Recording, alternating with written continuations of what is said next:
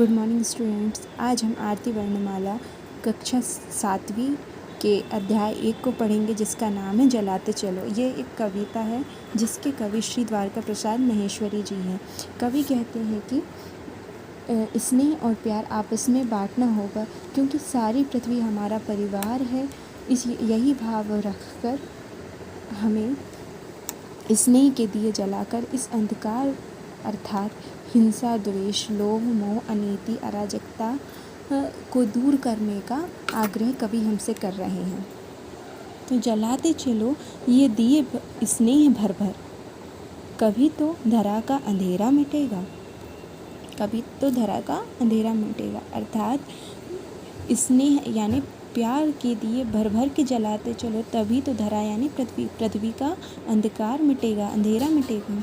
जला दीप पहला तुम्ही ने तिमिर की चुनौती प्रथम बार स्वीकार की थी। तुम्ही ने पहली बार तिमिर यानी अंधकार की चुनौती स्वीकार की थी। जब तुमने पहला दीप जलाया था।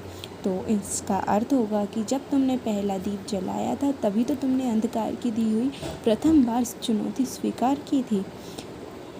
चुनौती का अर्थ होता है ललकार।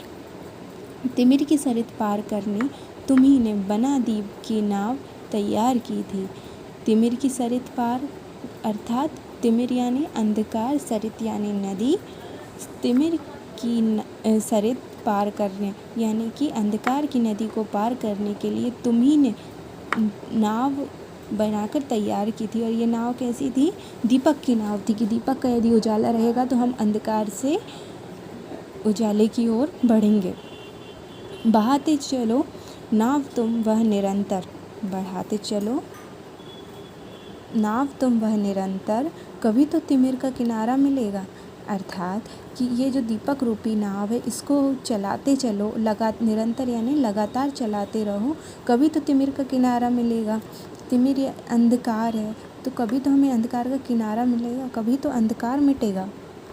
युगों से तुम्ही ने तिमिर की शिला पर दिए अनगिनत हैं निरंतर जलाए।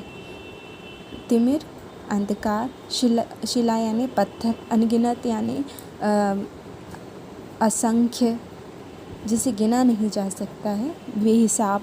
तो अनगिनत है निरंतर जलाए, अनगिनत दिए जलाए। तुम्ही ने अंधकार की शिला पर युगों से क्या किए हैं? अनगिनत बेहिसाब दिए जलाए हैं। समय साक्षी है कि जलते हुए दीप अनगिनत तुम्हारे पवन ने बुझाए हैं। समय भी साक्षी है, साक्षी मीन्स गवाह है कि जो दिए तुमने जलाए थे वो पवन के झोंकों ने, पवन मीन्स हवा यानी और वायु, समय साक्षी है कि वायु ने अनेक बार तुम्हारे अनगिनत दिए क्या हैं? बुझाए हैं। मगर बुझ स्वयं ज्योति जो दे गए, वह उसी से तिमिर का उजाला मिलेगा। अर्थात जो स्वयं बुझ गए, यहाँ पे स्वयं बुझना यानी हमारे जो शहीद भाई लोग हैं, शहीद लोग हैं हमारे देश के, उनसे हैं कि जिन्होंने स्वयं खुद का जीवन गंवाया, लेकिन हमें एक अच्छी ज़िंदगी दे गए, गुलामी से हमें आज़ाद करा गए।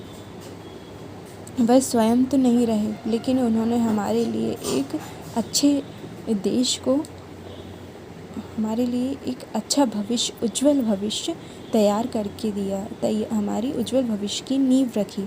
उसी से तिमिर का उजाला मिलेगा। तो उन्हीं के द्वारा उन्होंने खुद ने तो अपना जीवन गंवा दिया, लेकिन उन्होंने हमारे लिए एक नई रोशनी की दिशा प्रदान की। दिए और तूफ़ान की यह कहानी चली आ रही है और चलती रहेगी। दीपक और तूफ़ान यानी कि जो दिया होता है वो तूफ़ान में बुझ जाता है।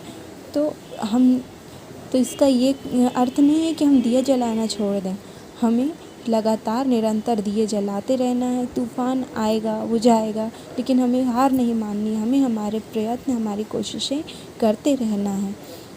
जली जो प्रथम बार लौ दिए की स्वर्ण सी जल रही और जलती रहेगी।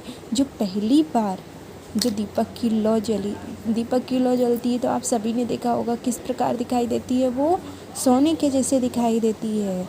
तो जो पहली बार जो दीपक की लौ जली स्वर्ण सी जल रही है और जलती रहेगी। जो पहली बार दीपक की लौ जली थी, स्वर्ण के समान जल रही थी, वो हमेशा इसी प्रकार ही जलती रहेगी, निरंतर जलती रहेगी।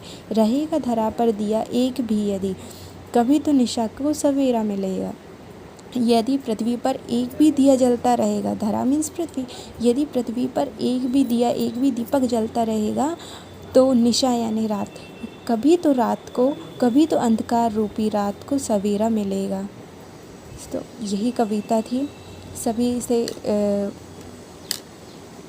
Thank you. एंड इसके जो भी शब्दार्थ हैं वो सब लोग अपनी अपनी नोट में नोट करें, कॉपी में नोट करें। And thank you.